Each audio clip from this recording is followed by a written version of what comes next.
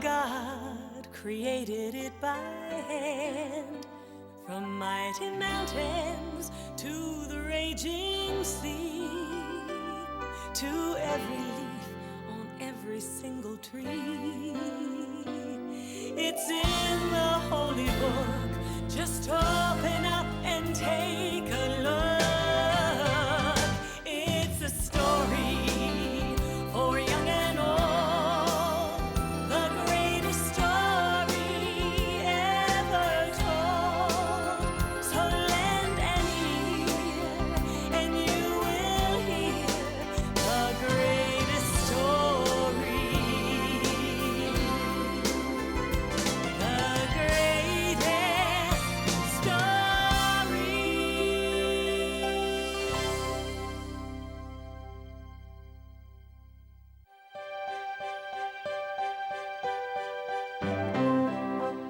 Long ago, word spread throughout the land of a wonderful teacher in Jerusalem.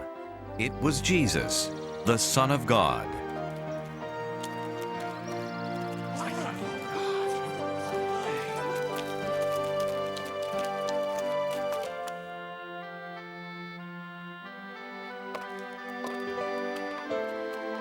He helped people who were sick.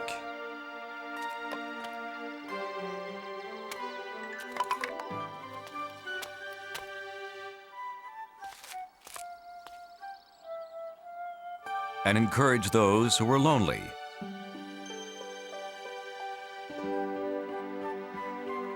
He answered their questions and told them about God.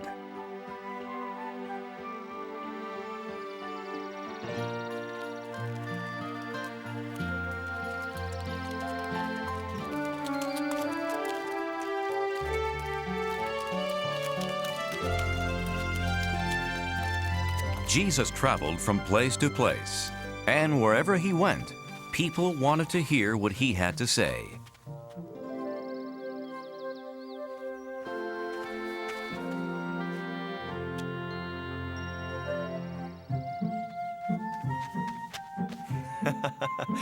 You know, the angels of children are always very close to God in heaven.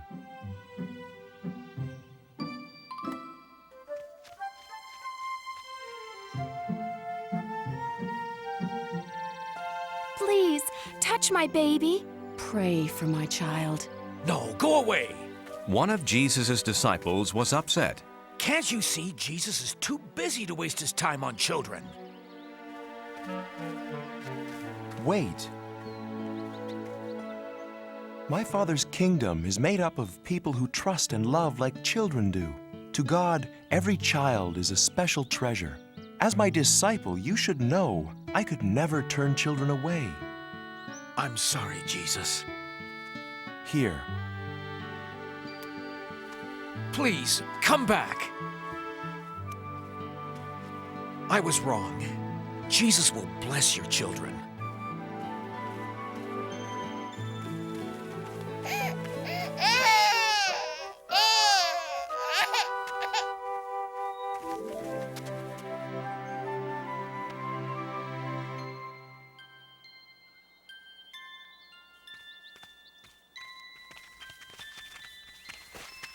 Jesus was never too busy for anyone, young or old, sick or well.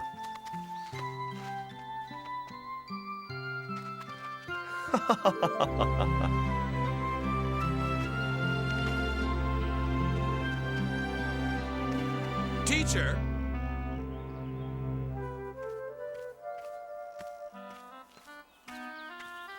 If you really know all the answers, tell me, how can I get into heaven?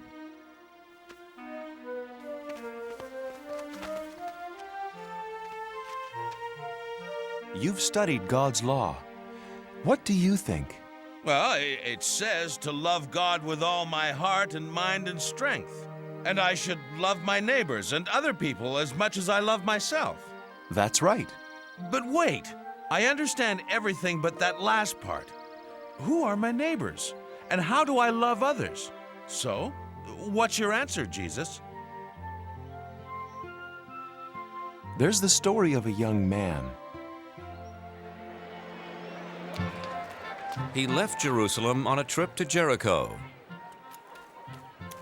The young man checked his money carefully, as his father had always told him to.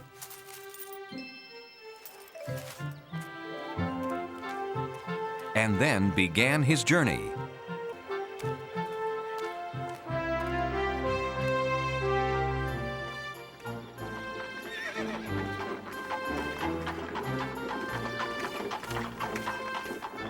Morning. Good morning.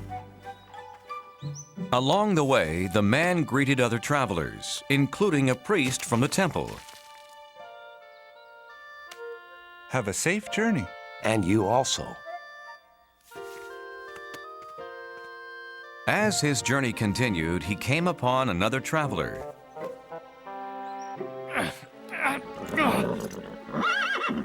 A Levite. Levites helped the priests in the temple.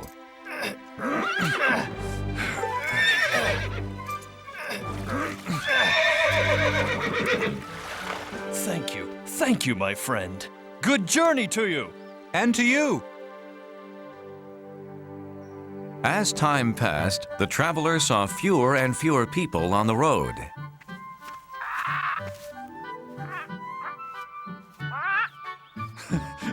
So I'm not alone. What a beautiful bird. I remember seeing such a bird once.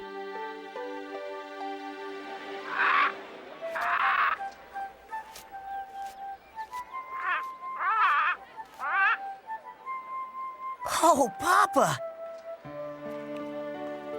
Can we look at the birds? We always do, son.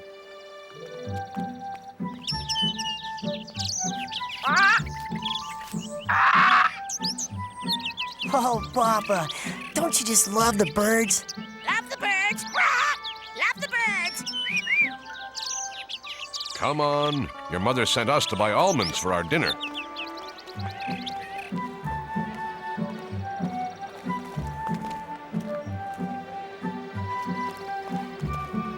They live down the street from us, don't they? Yes, they're our neighbors. They're good people. Oh, Papa, look!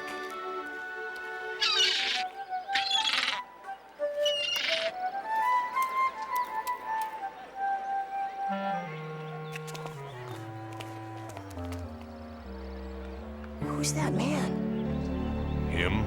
He's not from Jerusalem. He's from Samaria. That's a Samaritan? Stay here, son. The Samaritans are not like our neighbors. They are our enemies and can't be trusted. The boy was taught to fear anyone from a different place. Always remember, beware of the Samaritans. Beware of the Samaritans.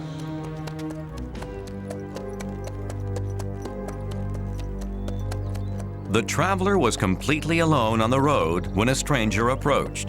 He was frightened because his father had always warned him to be afraid of people from other places. But the foreigner did not bother him.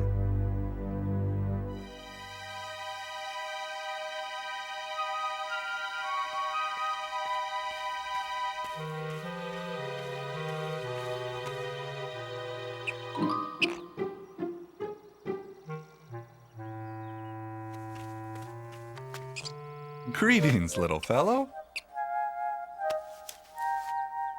Here's a treat for you.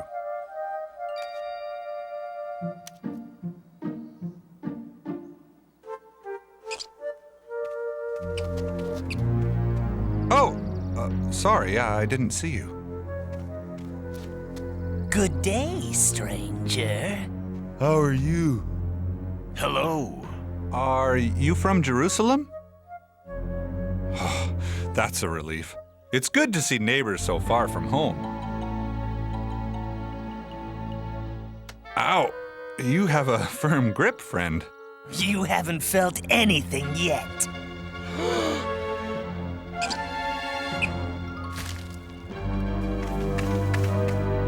Grab him! What are you doing? Please stop! No, stop, please!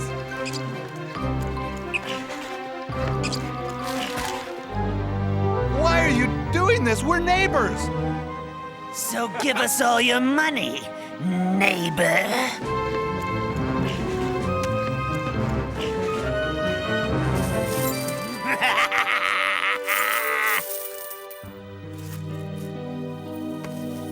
Let's get out of here.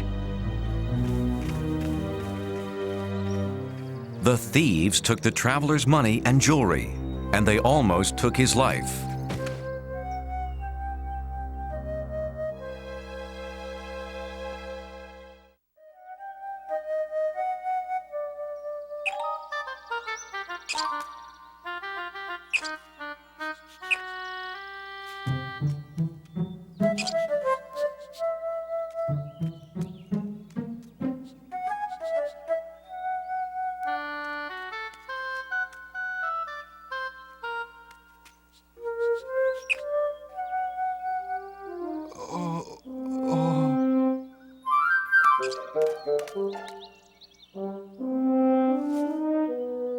Help me. Can somebody help me? But no one could hear his cries for help, so he tried to crawl back to the road.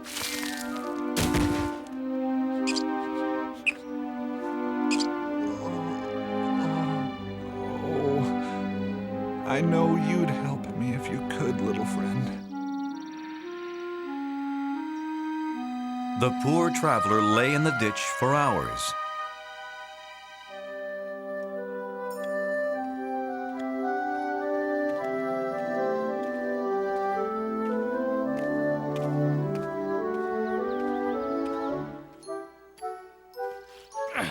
Someone's coming. How fortunate. It's the priest. He'll help me.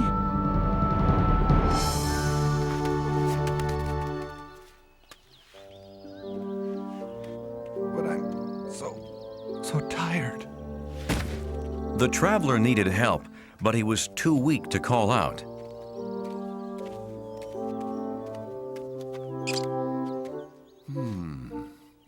What's this?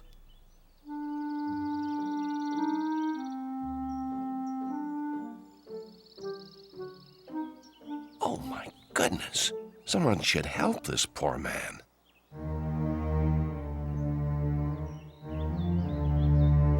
The priest passed the traveler on the opposite side of the road.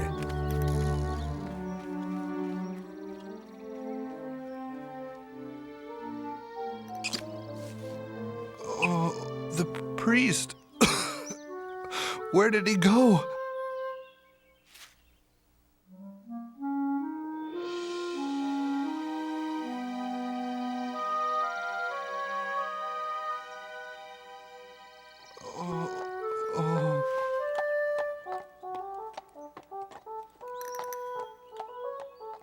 The Levite.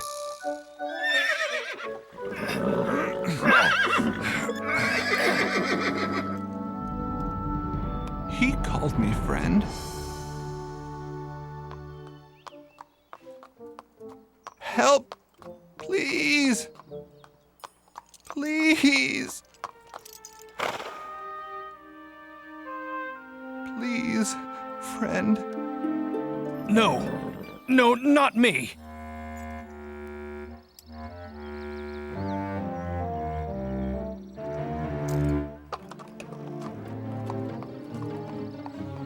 Please. Like the priest before him, the Levite passed on the other side of the road.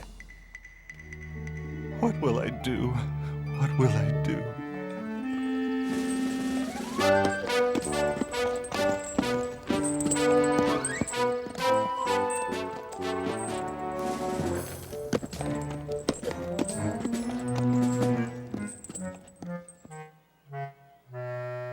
Isn't there anyone who will help me? By late afternoon, the poor traveler had grown very weak. Hello, little friend. I'm afraid I won't make it through the night. Tell me, God, where are my neighbors now that I need them? At sunset, another traveler came down the road.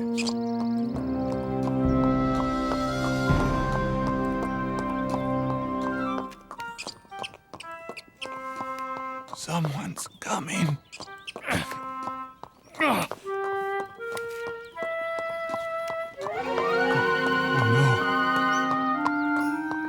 Always remember, beware of the Samaritans. Just when I need help the most, along comes a Samaritan. Maybe he hasn't seen me.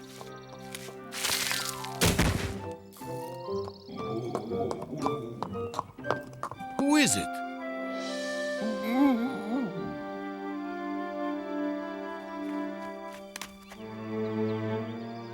Oh, no.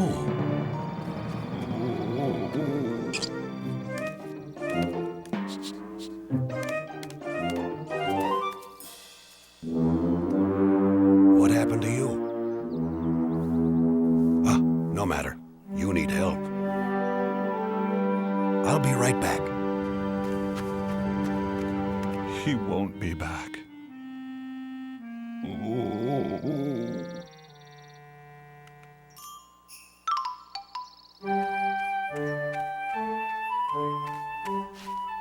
This is medicine for your cuts and scrapes. Now, this should help. I don't understand. I'm going to take you to a safe place tonight. But why? You're a Samaritan. Ah, then you have met my people before.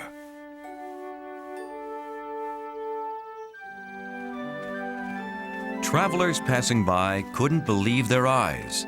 A Samaritan was helping an Israelite. Don't talk. Save your strength for our journey ahead. I hope this doesn't hurt too much.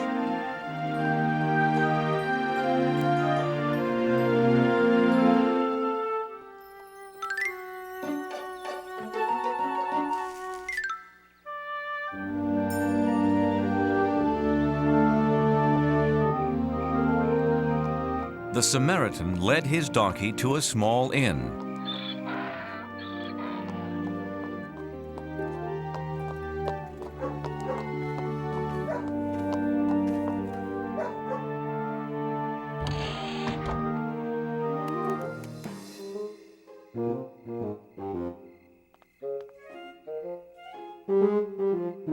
Was there an accident?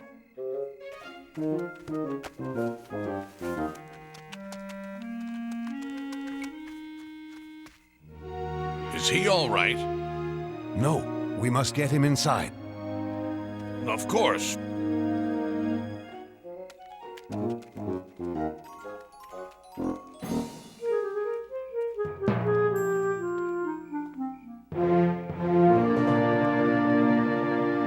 That man, he's alive.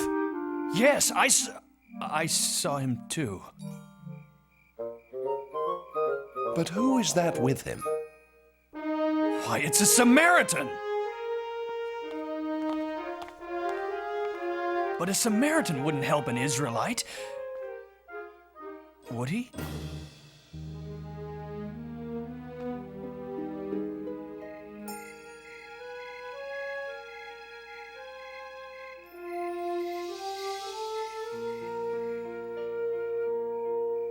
Just rest now.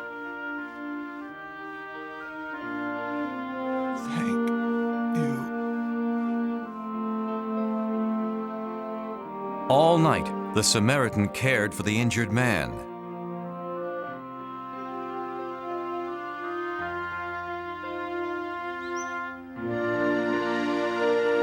He's looking much better.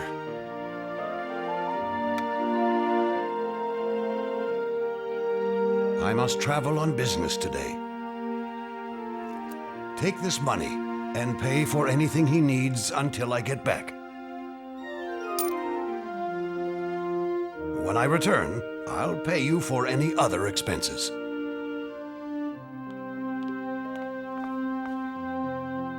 I can't can't thank you enough. I'll see you in a few days.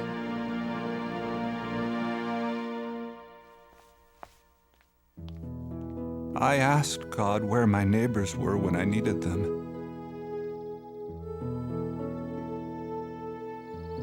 He has given me the answer. And the Samaritan did as he promised. A few days later, he took the traveler back to Jerusalem.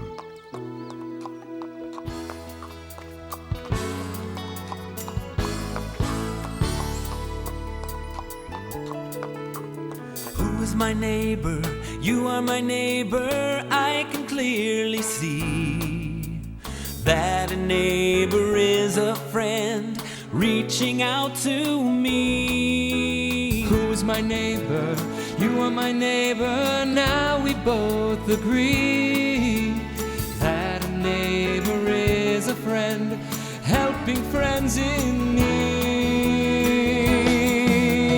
Look for a neighbor. He will be the one, always standing by your side when the day is done. Look for a neighbor. He will be the one, always standing by your side when the day is done. Who is my neighbor? You are my neighbor. Hand in hand we go. Hand in hand we go. Helping strangers we may meet along the winding road. Who is my neighbor? You are my neighbor. I can clearly see that a neighbor is a friend reaching out to me. When you look with your heart instead of your eyes, the neighbor you find will be a big surprise. Look for a neighbor.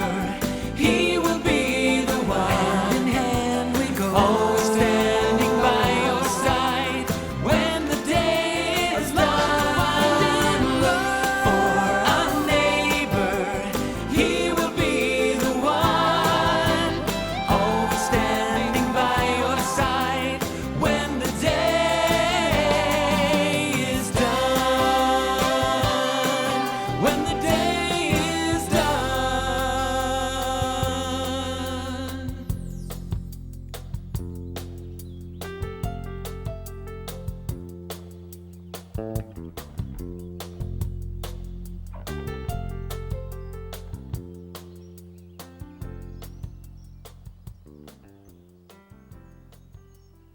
So tell me, which man was the neighbor to the traveler? The priest, the Levite, or the Samaritan? Well, that's easy. The one who cared for him. As we should all do, showing kindness to everyone. So don't just love the people in your family or your friends. Love everybody, especially those in need. Live your life like the Good Samaritan. I will, Jesus.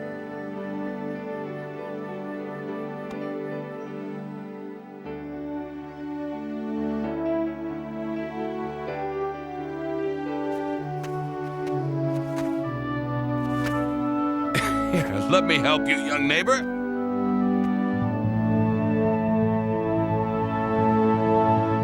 The story Jesus told that day spread throughout the world. And now, a person who helps someone in need is called a Good Samaritan.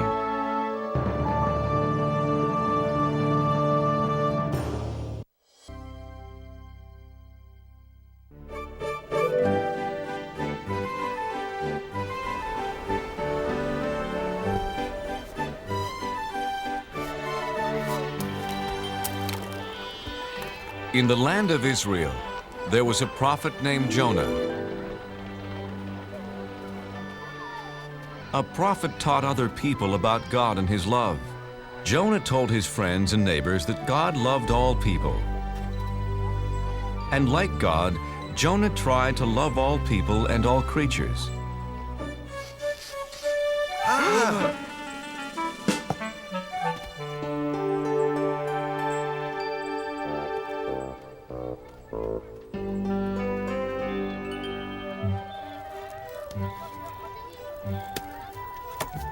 Your fish looks fresh today, Ophir. Yes, Jonah, the freshest you will ever meet or eat. You know how much I love eating fish. And I'll take a bag of peanuts. I see someone just as hungry as I am.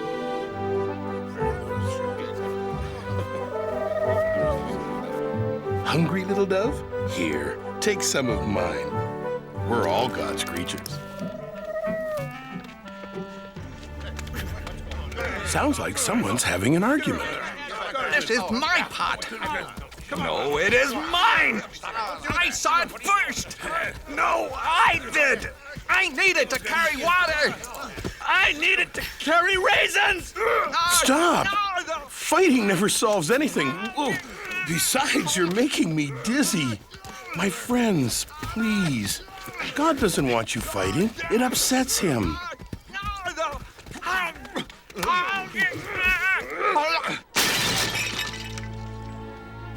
Now neither of you gets the pot. You were acting badly, just like someone from the city of Nineveh. Do you want God to think we act like the Ninevites? No. No, Jonah. Sorry, Jonah. The Ninevites are enemies of our people. I heard they stole a boat full of fish. Come on. Yes, they are thieves. Yes, they are very bad people. See what happens when you fight. From now on, we will act like Israelites and not be bad like the Ninevites. So Jonah had a very important job. He taught people about God's laws. There came a day when God had an even bigger job for Jonah.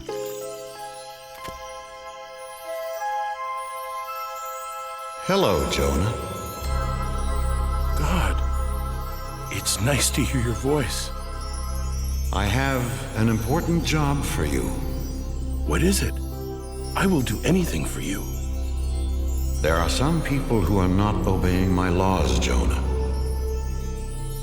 Look what they're doing.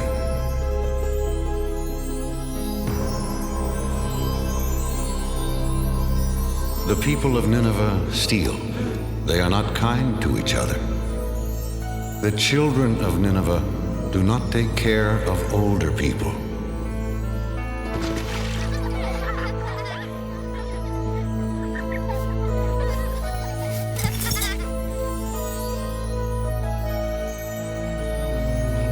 Others are lazy.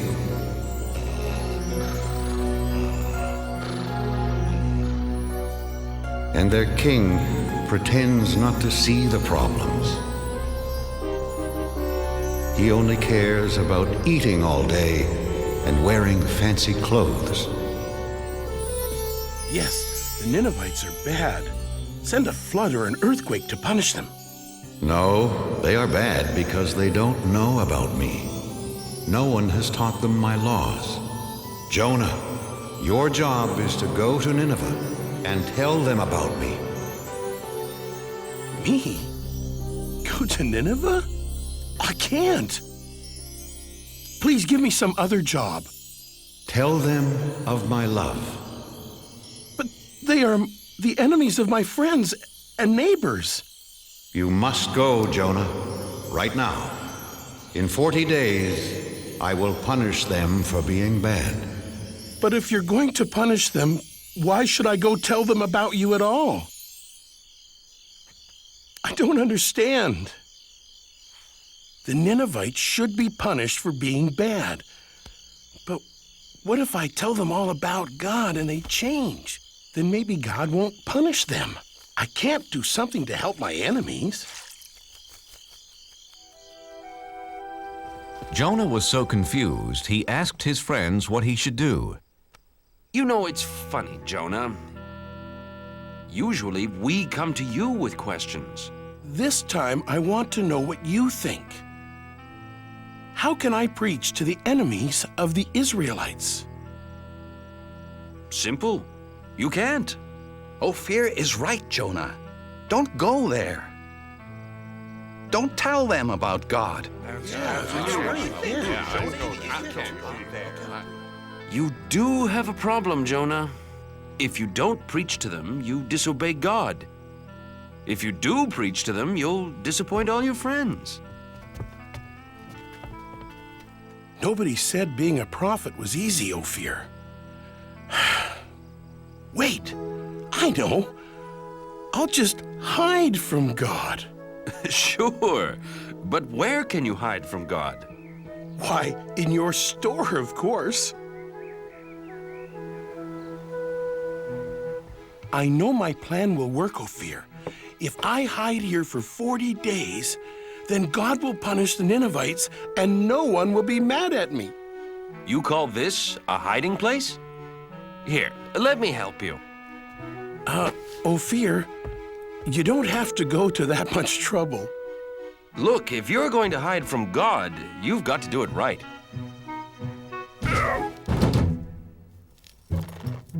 There! And my shop's never been cleaner. Ophir, do you have any flour for baking biscuits? Yes, in that basket. There. No! Wait! No! No!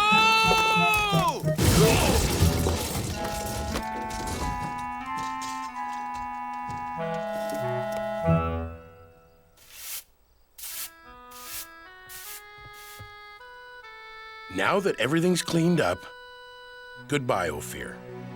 What? But Jonah, why are you leaving? I'm in the way, and I can't hide from God here in Israel. It's the first place he'd look for me. So where will you go? As far away from Nineveh as I can. I'll travel to the other side of the world, to a city called Tarshish. God will never find me there. We'll miss you, Jonah. Thank you. I have a very lonely trip ahead of me because God will not be with me. So Jonah traveled as far away as he could to run away from God. First, he walked across dry deserts. Then he climbed high mountains.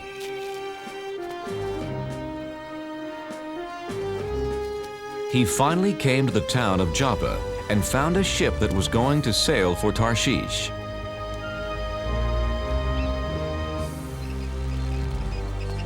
Captain, my name is Jonah. Can I sail with you to Tarshish? Sorry, Jonah. This ship only carries sailors and cargo. Besides, it's bad luck to bring a stranger on board, you know. The sailors on this ship weren't Israelites. They believed in many different gods. Ahoy, mate! Help me with this statue! Sure! Why not? What? Please, Captain, I must sail away with you. Why? Because I am running away from God. Why? Because he gave me a job to do and I won't do it. I must hide so he won't find me. Ah! Did you see that? A dove.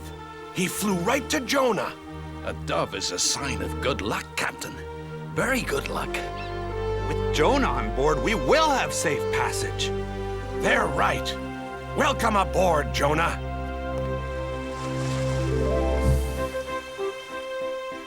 So Jonah set sail across the vast sea, headed to faraway Tarshish.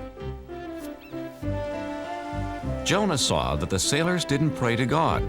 They worshiped statues made of stone. Excuse me, what are you doing? Feeding the god of water. If he has a full stomach, he'll make the seas calm. But This isn't a god. It's just a rock. My God is the real one. He created the sea, the sky, the animals, all of us, everything. One God created all that? I don't think so, Jonah. See, this is the sun god, the god of the wind, the god of plenty. With so much in the world, you need a lot of gods. Yeah, no one god can rule over everything.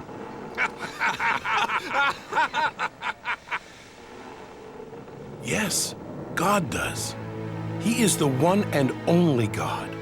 Well then, if he is so wonderful, why are you running away from him? He wants me to go to Nineveh and tell them about him. But they are the enemies of my people, and we'd be better off without them.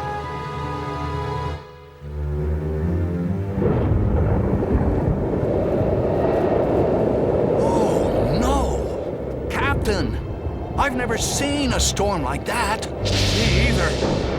We're in trouble. Whoa!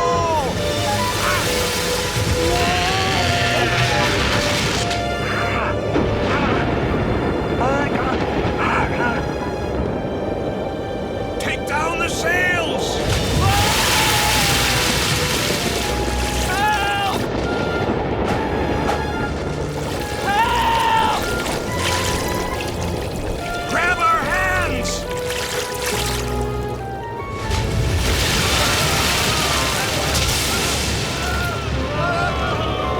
Men! The ship is sinking! Help me toss the cargo overboard!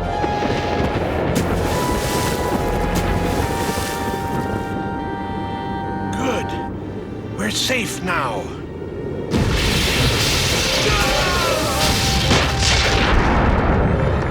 No! Nothing can save our ship. Wait! What about the gods? Quick, everyone pray to the gods! The sailors prayed to their gods, but the storm just grew stronger. Someone has brought our ship bad luck. Very bad luck. We must find out who it is. Let's throw lots. Then we'll know who brought this storm. The captain and his crew, being superstitious, believed that pieces of wood and bone would tell them who brought bad luck to their ship. There! The lots point to the man who brought us bad luck. It's Jonah! Where did you come from? And who are your people? I am an Israelite, and I worship the God of heaven. I'm running away from him. And he has found you. Jonah, what can we do? How do we make the storm go away? Throw me overboard. You must save yourselves. Please, Captain, we have no choice. We must throw Jonah into the sea. His God is more powerful than any of our gods. Jonah, I'm sorry. We've done everything we could do. I know, Captain. It's not your fault. I made God angry. It's me, not you, who should be punished. God of the Israelites, we're sorry for having to throw Jonah into the sea.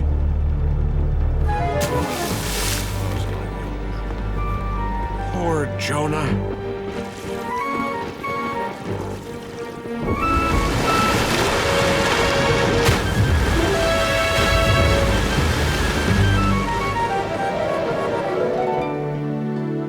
May your God forgive you, Jonah. Jonah found himself in the whale's belly. Now he was really alone. God, I'm sorry for trying to hide from you. Do you hear me, God? Jonah prayed to God for 3 days and 3 nights.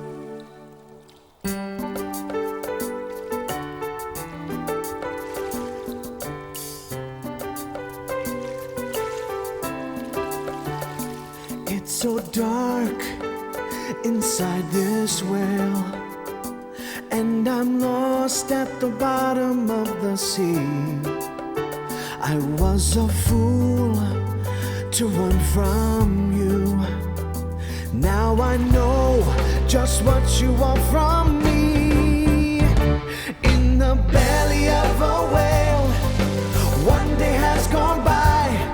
I promise to be true, and all you ask I'll do. In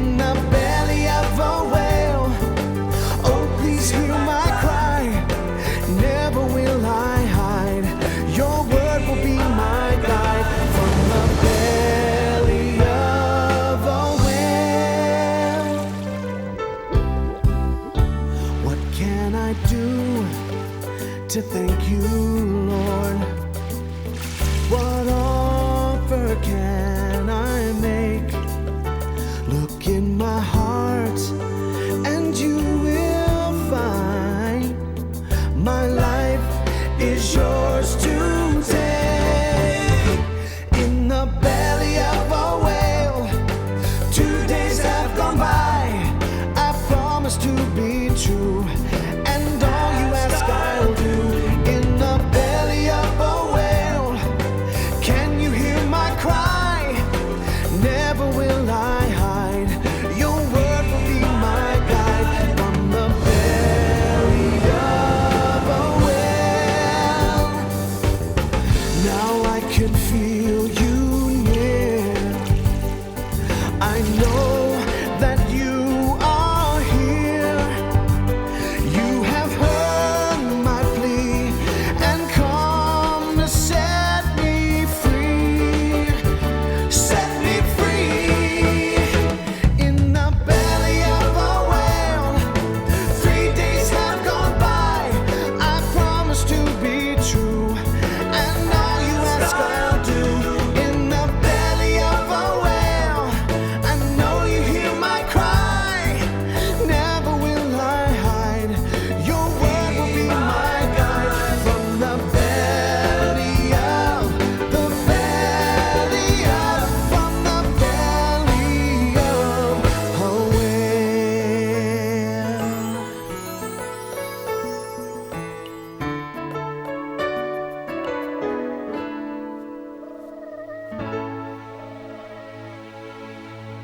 After that, Jonah was no longer alone. Hello, Jonah. Oh, God. I'm so glad that you're here with me. You tried to hide from me. Oh, yes. And I now know that was really, really wrong. Jonah, you have learned your lesson.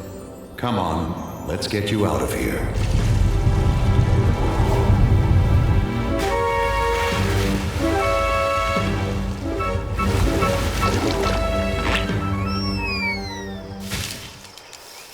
Jonah, Nineveh is behind that hill. Hurry, go tell them about me and about my love. God, I'm ready to do it now. So Jonah went to Nineveh. And what he had to say was so wonderful. All of the people listened. They believed, and best of all, they changed. God says we shouldn't steal from each other. We are all brothers and sisters in this world. Would you steal from your own family?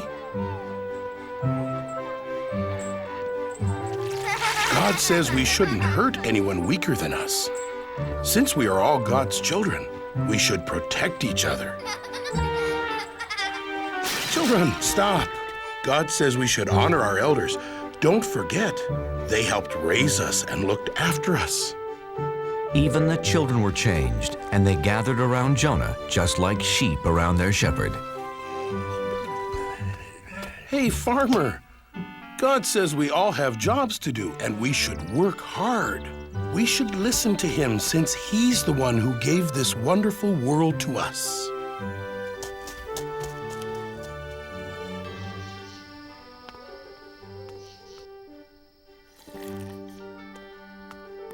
O King of the Ninevites, this is no way to lead your people. God tells us to care for one another. Ha! Why should I care what your God thinks? Because he is going to punish everyone in this city for being bad. Nineveh will be like this grape. Please believe me, King of the Ninevites. I was sent by the one and the only God. You only have a few days. I do believe you, Jonah. Then know his love and obey his laws. That's all he wants. Jonah told the king all about God's laws. My people, people of Nineveh, hear me. For 1 week, all of us must fast. No one will eat anything for 7 days, and all of us will wear rags. If we do this, we will show Jonah's God how sorry we are for acting so badly. After Jonah told the Ninevites about God and his laws, they changed their ways. Jonah then left the city. He sat on a hill above Nineveh to watch God punish them. Jonah, I'm proud of you. The Ninevites have changed their ways. But aren't you still going to punish them? I am not going to punish anyone, Jonah. But God, they are such bad people. Shouldn't they be punished? They have heard my voice through you, Jonah, and have changed their hearts. I love them as I love the Israelites, as I love all people. I was afraid of this. I saved the enemies of my people. Go home, Jonah.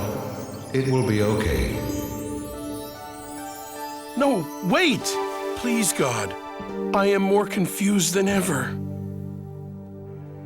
Jonah didn't know what to do, where to go. He just started walking into the desert. Unfortunately, the desert was hot and he didn't have any food.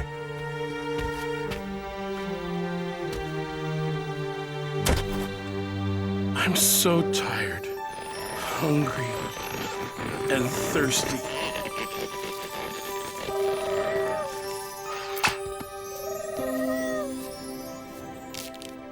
Thank you, God. Thank you for this plant and for saving me. The next morning, the plant was dead, and Jonah was mad. He was mad because God let a worm destroy the plant. Jonah, why are you angry? You let this wonderful plant die that gave me food and shelter, like you took away my hope yesterday when you didn't punish the Ninevites. You're mad because the plant is dead. You cared more about this small plant than the whole city of Nineveh, but you didn't do anything to keep it alive. So? How do you think I'd feel if I punished all the people of Nineveh? There are men, women, and children that I made and cared for over many years. They never knew or loved me until you came. Shouldn't I still care about them? Yes. Yes, you should. Go home and tell your friends about Nineveh and the plant. So Jonah went home. I can't wait to see my friends and eat all my favorite foods. Except for one food. It's going to be a long time before I eat fish again. Jonah was accepted back by his friends, and he spent the rest of his life teaching about God's laws, and especially about God's love.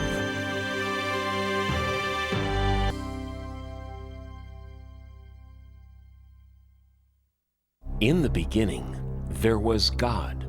The earth was empty and dark. God looked over the surface of the world. It was time for something to happen. Let there be light. And the earth became light. I shall call the light day and the darkness night. And so there had been darkness and then light. And that was the world's very first day. Now, God was just getting started. The next thing to do was to make the sky above the world and to fill the sky with clouds. And that was the second day of the world.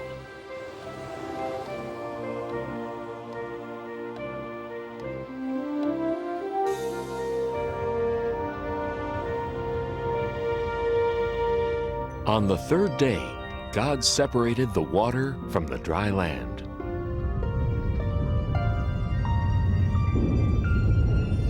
God made all kinds of things to put on the land. There were rocks and mountains, valleys, deserts, and beaches. There were big islands and little islands. There were oceans and seas, rivers and lakes. But there was still more to come on the third day, because God wasn't done yet. It was time to make all the plants.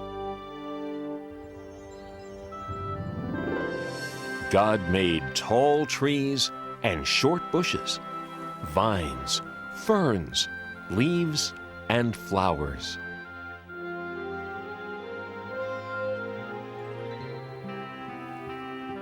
God gave all the flowers a different size, color, shape, and smell.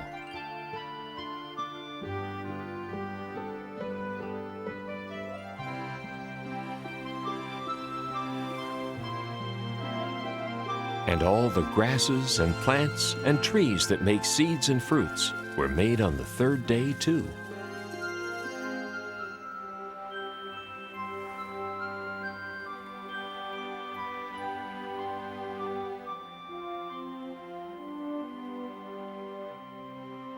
On the fourth day, God made a brilliant light in the sky called the sun to light up the day, and a silvery one called the moon to add some light to the nighttime. And as a special touch, God added billions of twinkling stars to the night. On the fifth day, God made some creatures to live in this beautiful world. There were birds,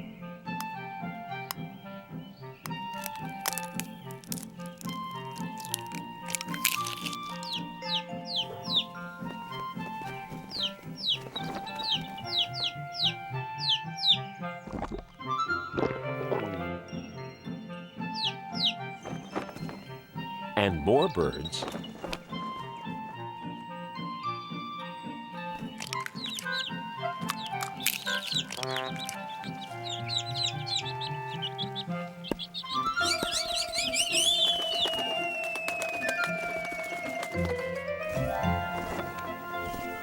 and more birds.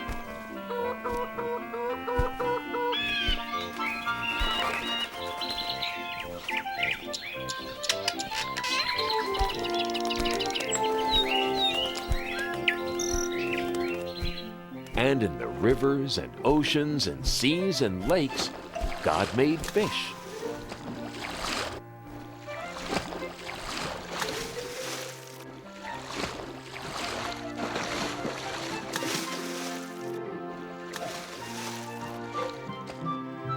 And the oceans were full of all sorts of amazing creatures.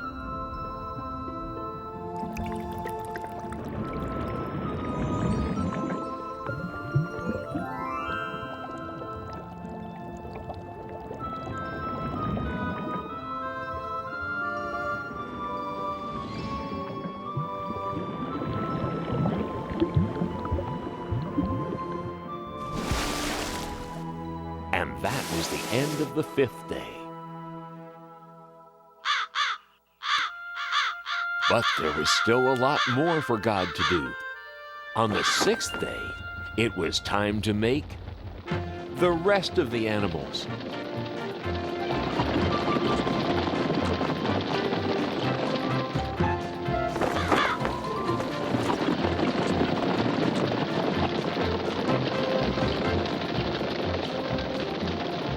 There were so many animals to make.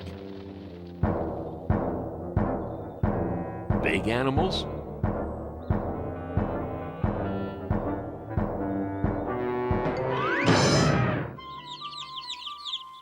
and small animals.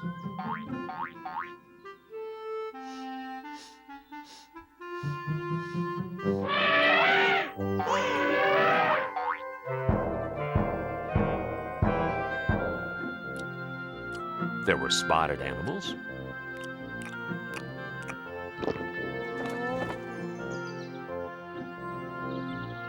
and horned animals.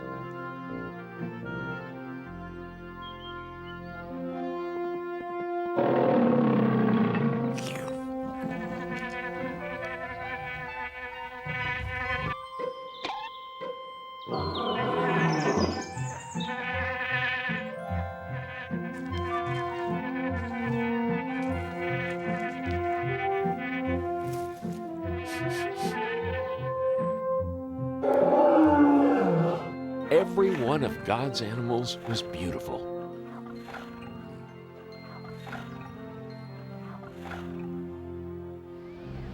Now, on this sixth day, God did something else that was very important. God created the first man. And That man was called Adam. Then God blew the breath of life right into Adam. Where am I? Welcome to the world, Adam. Who are you? I am God. Look around you. All the plants of the earth, and all their seeds, and all their fruits, I give them to you. And all the animals. You have power over them as well. Everything is yours to use, to care for, and protect.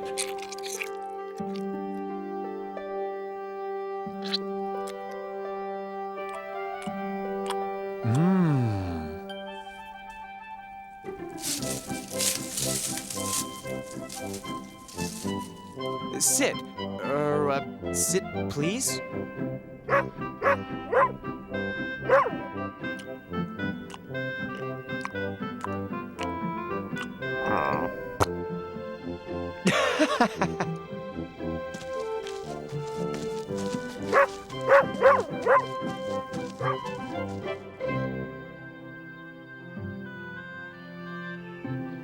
God looked over everything and was happy. And on the seventh day, God rested.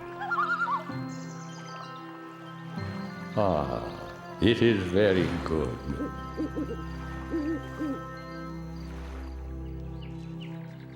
Now, God wanted Adam to live in the most wonderful place that could ever be. So God planted a beautiful garden for Adam to live in. It was called the Garden of Eden. God made a great river run through the garden, and then the river split into 4 great rivers.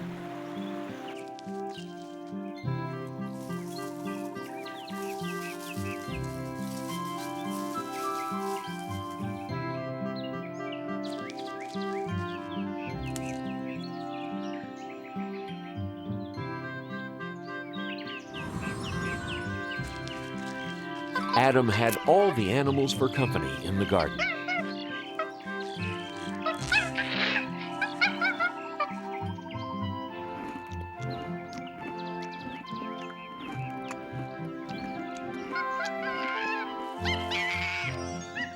Whoa. Excuse me.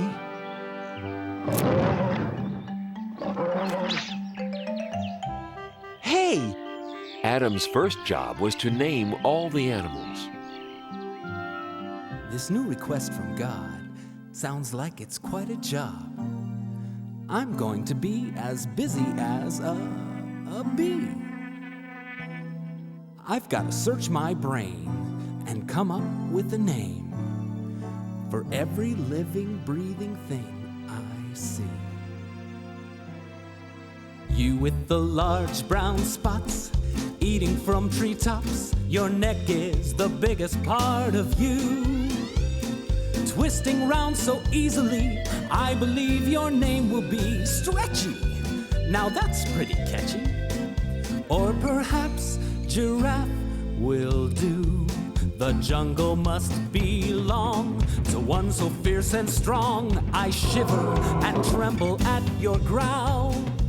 So you with the flowing mane, I give you the kingly name, Rory. No, that fits you poorly. Maybe lion is fine for now. Those flippy flappy things, I think I'll call them wings. And creatures they're attached to will be birds. The redbreast will be robin, ostrich that big odd one. Parrot is the clawed one who repeats all my words. I'd say your fancy shell protects you very well, although it can slow you down a bit. So you with the scaly skin, I name you and all your kin Pokey. Nah, too hokey. Know your word'll be turtle, yeah, just right. The swimmers in the sea will mostly fishes be, with whale and snail and lobster one and all.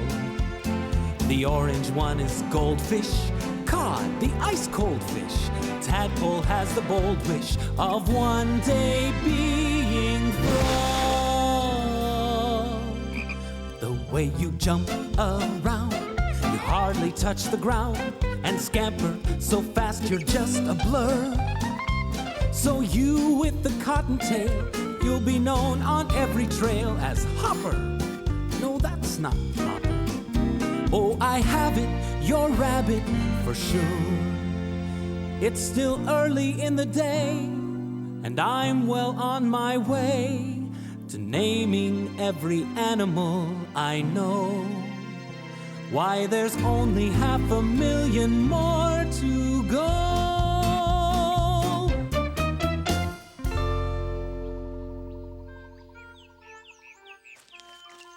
Looks like you've got a dear friend. I'd like to have a friend too.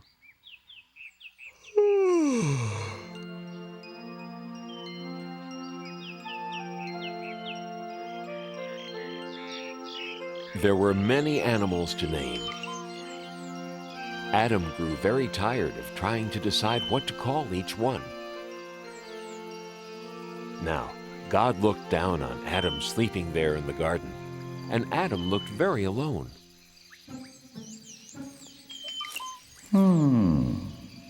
And God decided that Adam needed a companion, someone to be with.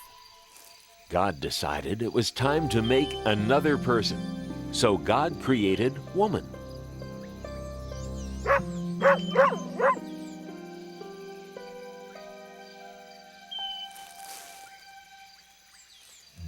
What? Hello. Hello.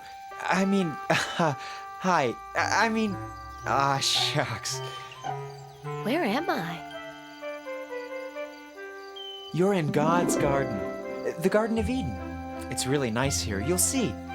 These are my friends. This is Monkey, and this is Dog, and this is, I haven't named you yet, have I? Gee, I guess you need a name too, don't you? How do you like Eve? Oh, it's lovely. Eve. I like it. And I like this place. Me too. You see, God made this garden for me. I mean, us, to live in. And everything's pretty, and you can eat anything you want, and... Not quite. Who was that? That was God. Oh. God's the one who made us. There is one fruit in all the garden that you may not eat. There is? This is the tree of knowledge of good and evil. You may eat of anything else in the garden, but you may not eat the fruit from this tree. Okay, tree of knowledge of good and evil. No eating. Absolutely no eating. Right. Anything else in the garden is okay, but not that tree. Definitely not that tree. Right.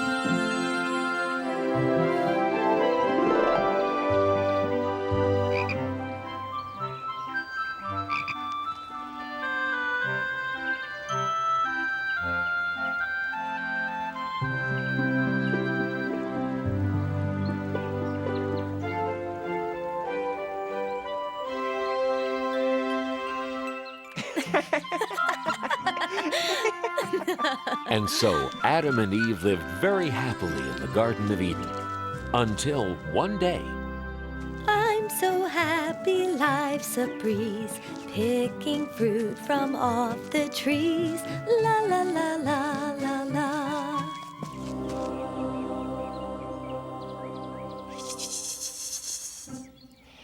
Howdy. Oh, you startled me. Hello. What are you called? Why, I'm a serpent. Nice to meet ya. Nice to meet you, too. Nice day, isn't it? Very nice day.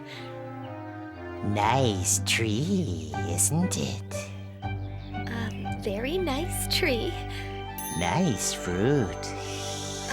I have to go now. No, you don't. We're just getting to know each other. You don't want to hurt my feelings, do you? No. Good, because I want us to be very good friends.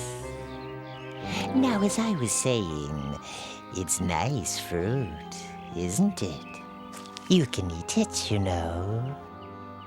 Eat what? You know what I'm talking about. The fruit of this tree. You can eat it. The fruit of this tree? No, I can't eat that. Sure you can. It's easy. It tastes great. We're not allowed to eat that. God said so. God said we'd be in big trouble if we ate that fruit. Nah, you won't be in trouble. God just doesn't want you to eat the fruit from this tree, because if you eat it, you'll get smart, like God. What's the matter? Are you a chicken? I'm not a chicken. Well then, why not give it a shot? Just one teeny tiny taste. God probably won't even notice. And this fruit, I'm telling you, is incredible. No, I really can't. I'll never tell. Try it. Well, if it won't kill me, and it'll make me smart, maybe just one tiny taste. Sort of a lick, not even a bite, really. Oh, how bad could that be? Wow! Pretty good, huh? I've got to tell Adam about this. Adam! Adam! You'll never guess what just happened. What? You know the fruit? Which fruit? You know, the one we weren't supposed to eat. What about it? You didn't. Did you? I did. Eve, how could you? Adam, it's great. I want you to try it too. That serpent over there told me all about it. I just took a little bite, that's all. But Eve will really get it if we eat that fruit. I didn't get it, did I? I guess not. Just take a tiny bite. God's probably not even looking. Oh, go ahead.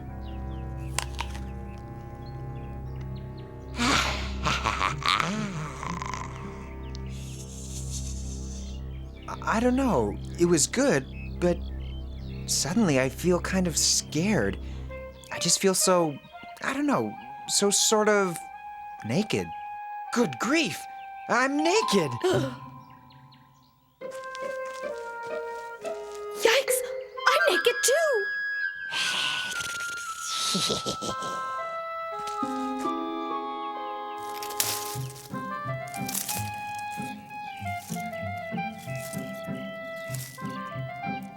That's better. What were we thinking? Uh-oh. I think God's coming. I think we're in trouble. Big trouble. I think we're gonna get it now. We better hide.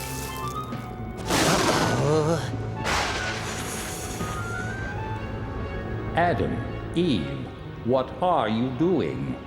We're, hiding. Why? Well, we didn't want you to see us. We did a bad thing. We were scared. How did you know these things? Did you eat from the tree of knowledge of good and evil? Well, yes, but it was her fault. She talked me into it. It wasn't my fault. That serpent talked me into it. I am not happy. You have disobeyed me. We're sorry. We're really sorry. I'm not worried. what can happen to me? You, serpent, will crawl on your belly and eat dust forever. No. You will fear people, and people will fear you. This is your punishment for all time. And you, Adam and Eve, because I trusted you and you disobeyed me, you must leave the garden. Life was easy for you here, but it will not be easy outside. You will have to work hard, and your children will have to work hard. You will know what it means to hurt and suffer pain. Here are some garments to keep you warm after you leave the garden. Now go.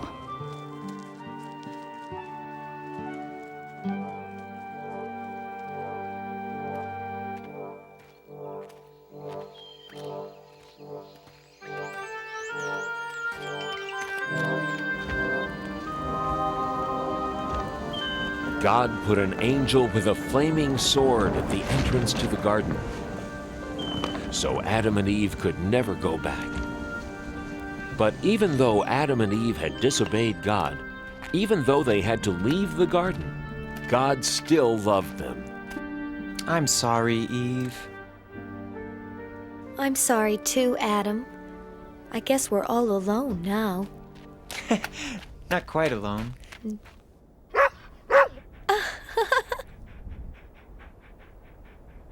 And thus began Adam and Eve's new life outside the garden.